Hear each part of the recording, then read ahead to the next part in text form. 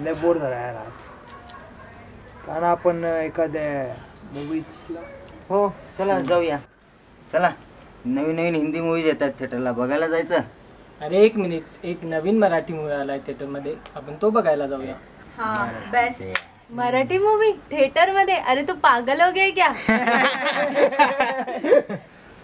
आणि हो, तुला मराठी मूवीज बघायचं आहे ना, तर माझ्या घरी पडलेल्या आहेत पायरेटेड सीड्या, घेऊन जा. मित्रांनो, माझ्या मनात एक खंत आहे. जीव ओतून रक्त आटून बनवलेले आपले मराठी मूवीज आज सध्या त्यांचा खर्च सुद्धा काढू शकत नाही. बरोबर आहे. अरे काहीतरी फालतूपणा दाखवलेले आपले इतर भाषिक सिनेमे करोडो रुपयांचा बिझनेस करतात. असं का? नको ते फालतू सिनेमे आपण थिएटरला जाऊन बघतो आणि कितीतरी चांगल्या मराठी मूवीज तर आपण पायरेटेड सीड्याज घरी आणून पॉपकॉर्न खात बघतो का? बरोबर आहे. एक गोष्ट माहिती आहे, या चित्रपटसृष्टीच्या महावृक्षाचं रोप लावणारा आपला मराठी माणूसच आहे.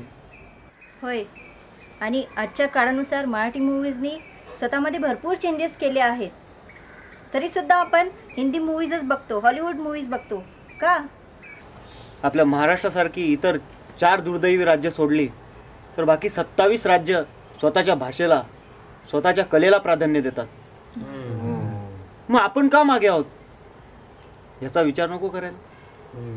आणि एक गोष्ट लक्षात ठेवा, मराठीचा अपमान म्हणजे महाराष्ट्राचा अपमान, आपल्या मातृभाषेचा अपमान, आणि आपल्या मातृभाषेचा अपमान म्हणजे आपल्या आईचा अपमान.